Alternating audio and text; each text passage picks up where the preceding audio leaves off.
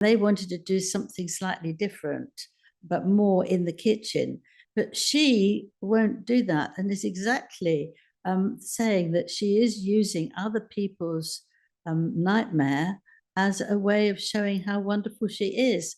I mean, she can't see that that's absolutely an appalling thing to do. Breaking right now, desperate Meghan Markle has flown back to Los Angeles to try and rework her Netflix show with Love Meghan to, wait for it, include the charity work that she undertook over the course of the LA wildfires, despite her being labelled a disaster tourist for these types of despicable acts where she was literally walking over the embers of homes where their owners didn't even know if the building had survived, where they didn't know if their pets, or in some cases their humans, were lying dead under the surface. But so desperate is Ms. Markle to try and salvage this production, which, remember, received more negative reviews than any other Netflix series on social media in history. She has to try and find a way to claw it back. Royally Sage posted on this. She is adding the fires and her illegally walking on someone's house ruins to the show. She is toast. The disaster tourist label is going to stick forever. From according to Taz, wow, just wow. Utterly tone deaf. Meghan is changing her Netflix show about how to be the perfect hostess to include her work during LA wildfires. She is going to continue to use other people's tragedies to try and make herself look better. Let me bring Angela Levin in now, our royal mastermind, the biographer of Queen Camilla and Prince Harry. Angela Levin, look, I know she's desperate. I know she had to do something with this show, but to be so tone deaf after the way that the entire entertainment establishment turned on her for that truly grim behavior after the LA wildfires feels like yet another disastrous misstep. Am I missing something here? No, I think you're absolutely right. But Netflix were trying very, very hard not to do that. They wanted to alter it, obviously, because it had such a bad, people couldn't stand it. It was so stupid and boring and awful. And they wanted to do something slightly different, but more in the kitchen. But she won't do that, and is exactly saying that she is using other people's nightmare as a way of showing how wonderful she is. I mean, she can't see that that's absolutely an appalling thing to do. And if you say, look, you never show your children to anybody, you keep them, hide them because you're protecting them. So do you think you should stand with other people who've had the most horrific experience with these fires, lost absolutely everything? Make sure you're in the middle, make sure you're smiling, and leave them to show that this is how you help them because they're standing round you. I mean, it's absolutely awful. And this young woman as well, who she wanted to help her sell these things, and that she'd be really, really pleased that a woman like Meghan spoke to her.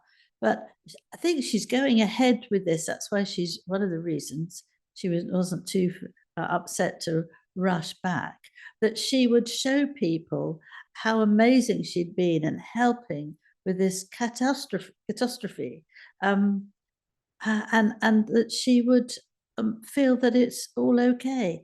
But people don't want her to do that. They don't want to see Meghan being a sort of queen and looking over everybody's desperation. I don't. It's so difficult to understand how you can think like that.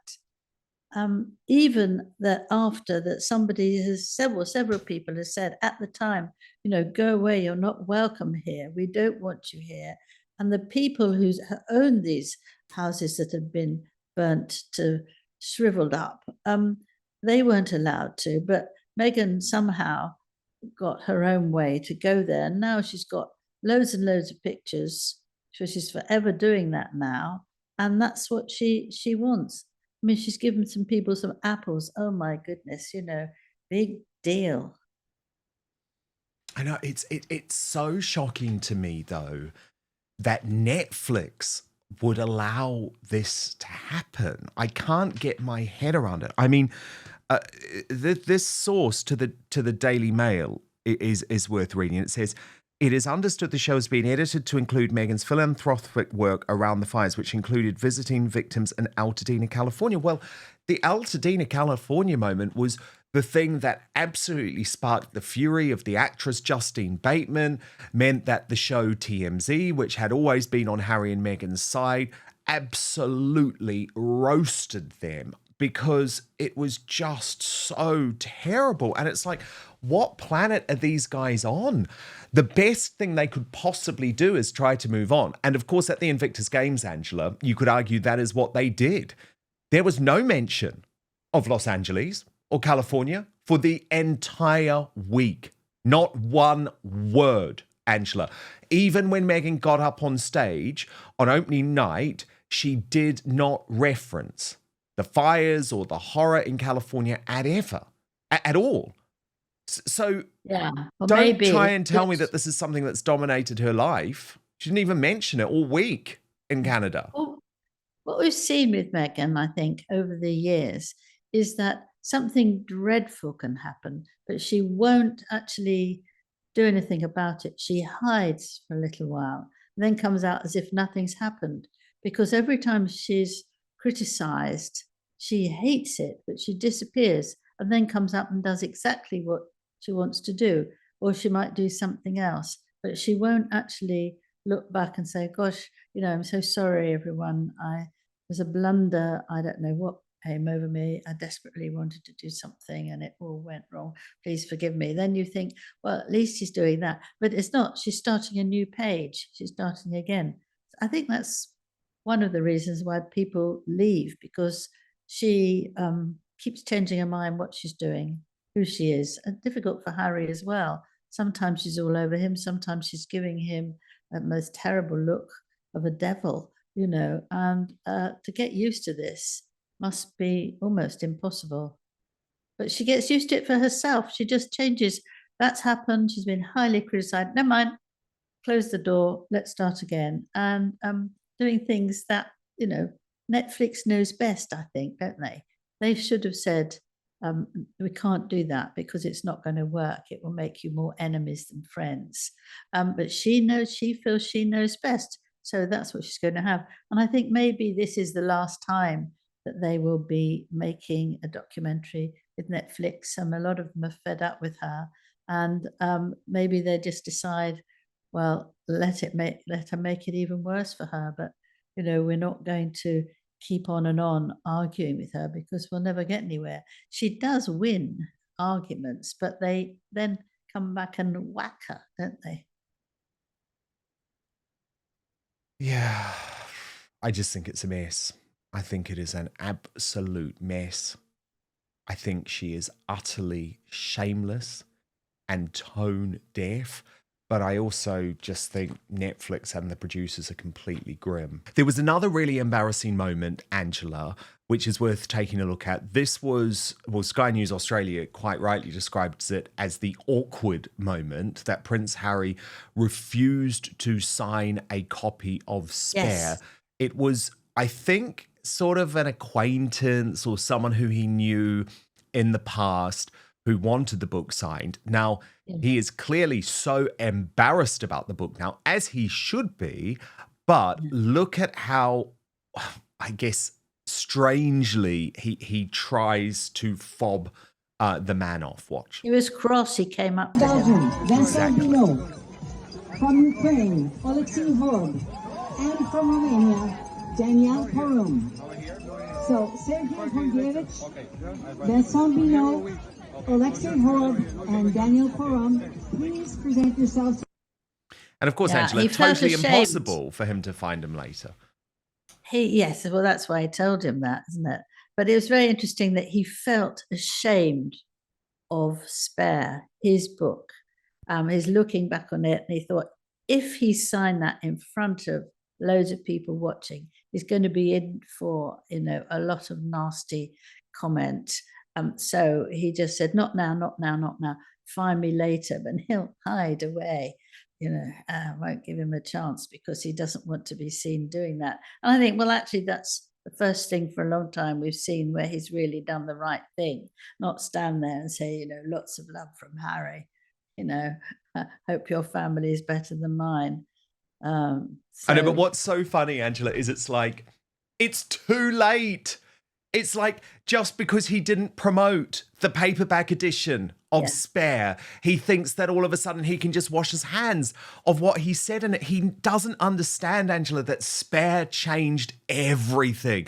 It changed everything for his father. It changed everything for his brother. It changed everything for Catherine, everything for Camilla. So it's like, you can run away from it now, mate, as much as you want. But unfortunately, that book will haunt you. It will haunt you until the end of your days. The reason you're watching this show is because you know that these days, and we've been discussing it lots at the moment, it's impossible to trust the mainstream media or the so-called fact checkers who claim to patrol social media. And that's for a very good reason, given the Brexit debate, COVID debacle, and demonization of Donald Trump. But I've got the solution for you. Today's sponsor, Ground News, created by a former NASA engineer to provide you with the only safe way to consume the headlines, is going to solve so many of these issues. Go to ground.news/outspoken to check it out for yourself, by the way. But I want to show you this incredible website and app in action. So let's take the recent story. We've discussed it lots of on Outspoken of Elon Musk's fallout with Nigel Farage over Tommy Robinson, which the left-wing legacy media tried to whip up to destroy all three men, actually. And by looking at Ground News, you can see very clearly that it's collated the 230 sources on this story in one place. But what Ground News instantly shows is how the story is being covered by the media and broken down by whether those media organizations lean to the left or right, illustrated by its biased distribution service, which features on all stories. Then you can scroll down and actually see every article about the topic broken down by the political position or ownership of the publication. So in this case, it shows quite clearly that Fox News gave a fair analysis compared to Mediaite and The Independent, which did not, lambasting the men as morons with big egos without actually looking into why this split happened and how it can be resolved. What's more, Ground News gets to know you personally, providing you with the news stories you're interested in, while also analysing your own biases and coming up with potential blind spots you might not be hearing about because of your media consumption. And look, I know you love the news, that's why you're watching Outspoken, but you don't trust the legacy media. But what Ground News does is give you the tools to understand the truth about what is going on in the world. It is the only way I read the news now, allowing you to see through media bias and manipulative narratives with no more relying on the MSM to define what's really going on for you. So go to ground.news/outspoken to check it out. You can subscribe through my link today for 40% off the Vantage plan, which is what I use for unlimited access. And I should say, by the way, Ground News is a really great organization. It is subscriber funded, and by supporting my sponsors like Ground News, you also support my work too. And for less than a Netflix subscription, you can get all the world's news in one place and think for yourself. It really has been a game changer for a news junkie like me. So let me just repeat the address. It is linked in the show notes below, or you can click on the QR code if you're watching on screen. But the address, ground.news/outspoken. But now, back to the show. Angela, more from this tell-all royal book, Yes, Ma'am, by Tom Quinn. Now, this is told from the perspective of former servants within the royal family. And there has been some brutal revelations about Prince Harry from the former staff members.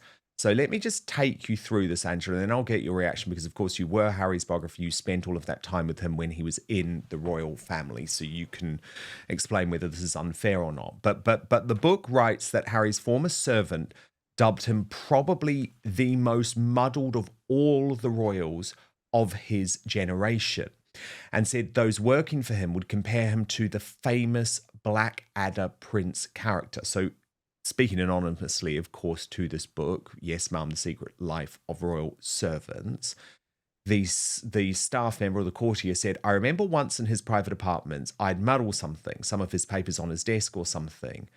He was immediately angry, and it was out of proportion to the problem, or at least I thought it was. The source added that other staff had experienced similar incidents and even used to quip about the royal's temperament. We thought it was a bit rich, complaining about me being muddled, given that Harry was probably the most muddled of all the royals of his generation. The joke used to be that Harry was very much like the Prince Regent in the Blackadder television series.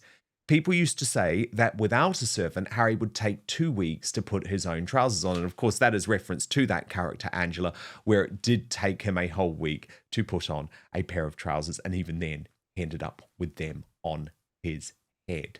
The staff members did say, Angela, though, that Harry's vulnerability gave him a certain sensitivity and charm, but that, like his brother William and his father Charles, he was prone to flashes of irritation. What do you make of this characterization of Prince Harry? Well, I don't believe it, actually, when I was talking to him. But I do believe that he does get very irritable. That is true. And I remember getting to the palace on one day, and the aide said to me, can you wait a little bit? He's in a really irritated mood, and we'll just wait for him to calm down a bit. Yeah, fine, of course. And then by the time he saw me, he'd calmed down. I don't think he did that for me. I'm not saying that, but he just was very angry. And another time, he didn't like sometimes to get up before 12 o'clock, if he had an engagement to do, because he'd obviously not got to bed till 5 or 6 in the morning. He has been very open about that. And so that was what he was like. But I never found him unable to do his trousers up.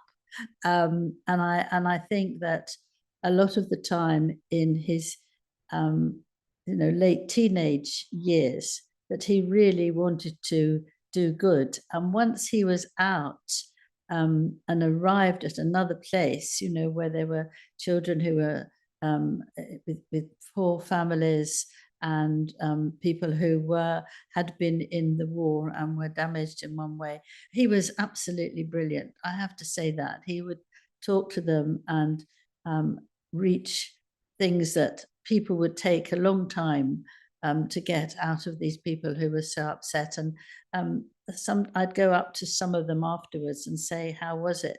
And several of them would say, he's given me a feeling that I want to live. He's amazing. He made me feel that I will be okay. Now, that's a huge thing to say when you spend about 5 minutes from someone. So he wasn't like that. He wasn't stupid. He wasn't like some sort of clown. I think the change of him has happened since he was with Meghan. And I think that, he was a very useful member of the royal family. He just was, what he hated was actually being in a meeting. He was wonderful with individuals, but a lot of the charities, they saved their time so that they'd all sit round in a circle, the meeting, and his one leg would go up and down on the floor, because he couldn't stand it. It was much too boring. But get him to go out and run or to talk to somebody, boys, men, anyone, all sorts. He was brilliant at that. Yes, he was. In some ways, I guess I do understand that, Angela. Now, big news from the Daily Mirror. King Charles and Queen Camilla are expected to head to both America and Canada next year on their biggest royal tour yet, and will be deployed to help with diplomatic relations with Donald Trump. Now, this has been potentially planned to coincide with the 250th anniversary of American independence. Sources close to the planning say discussion between the governments have already begun. The Mirror understands that both North American tours will be agreed for the first half of next year, most likely the spring. In line with the King's continued cancer treatment, a US visit by the Prince and Princess of Wales has been earmarked as a contingency, although it is the preference to host their Majesties, sources said. It will be the first time a British monarch has visited the United States since 2007, the last of 5 royal tours the late Queen Elizabeth II undertook. Angela, what do you make of this? I mean, clearly the Trump administration has real issues with our government. I mean, we've heard JD Vance absolutely slamming the UK today. So potentially the soft power from King Charles is going to be utterly critical. Yes, I think that my feeling is that to book 2 years ahead, well, a year ahead, it's very difficult. And I think that you can make all these arrangements, and I don't take them very seriously until much closer. I don't mean that because of the cancer or anything, but a couple who are in their late 70s, anything can happen. So I think you can make a nice idea sorted out, but actually you need to wait till you're much closer and see how you are. So I'm quite surprised that they're already talking about this. I don't know if they would try and see Harry. I doubt it, actually, because the last thing they want is to be attacked, and Harry wouldn't want to see Camilla at all. And I think Charles has made Prince Andrew ready to talk to Trump so that he doesn't have to, because they don't agree with everything politically or a load of different things. So that is helpful. But I think jumping ahead and making too many arrangements is a strange thing to do at this stage. Yeah, indeed. Angela, I also really want to talk about Catherine, the Princess of Wales, because Yes. I know you're very passionate, given your past, about this visit that she made to a women's prison this week. Yeah. Yes. I was worked for prison in 10 years. I was a volunteer to make sure that people there were treated properly. And I had the keys very rarely. I had the keys, I had them for 24/7. I could go in at any time to check that they were being treated properly. I also spent some time at women's prisons, and that is much, much more frightening and more difficult than men's, actually. It's it's very difficult because they are very aggressive. And apparently, yes, at the moment, women are way ahead at violence in prisons than men's prisons. Um, and they are violent together, they are self harm, and they're very difficult. So for Catherine to go in so calm and talk to them, I thought was absolutely not just brave, but extraordinary, that this is what she wanted to do. And I think that's very interesting, because after she's now got she's now feeling better. She's a changed woman. Her color of her clothes have changed, and that she says something in that, and also that she wants to really make an impact and talk about women and their babies in special places where they have them in the women's hospital, and to try and help them. And there were some women she spoke to who couldn't get into the conversation. I mean, it's not easy to talk to Princess, even if you are, very confident of yourself. And she was very gentle, and one by one she talked to them, and they all started talking to her. And you see this amazing ability to talk to people and make them feel they want to discuss things with her, and to like her. So I'm full of praise for that. It's not easy, and you risk something, because some of the people who are in prison, I'm sure that they were careful who she saw, but some of them will just blow up and just get very, very angry. Or if you say something that they don't like, they burst with anger, and it can be very dangerous. I just hope she had people going around with her, but she obviously didn't need it.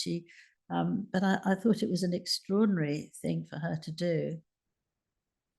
Yeah, she is a wonderful woman. She's doing great work. So often, unfortunately, it is overshadowed and undermined by you know who. But Yes. actually, it's Catherine's work that will stand the test of time. But Angela Levin, goodness me, what a week it has been in the royal family. And we will have much more next week. But have a wonderful, restful Saturday, Angela. Thank you so much. Thank you. Thank you so much for watching Dan Wootton Outspoken. Please click on my face just to the bottom left to subscribe to this brand new independent news source and turn on the notification bell so you'll be alerted to our brand new live shows, uncancelled interviews, and special royal episodes. Outspoken is also now available as a podcast, so you can listen to the show every weekday on the go, wherever you are.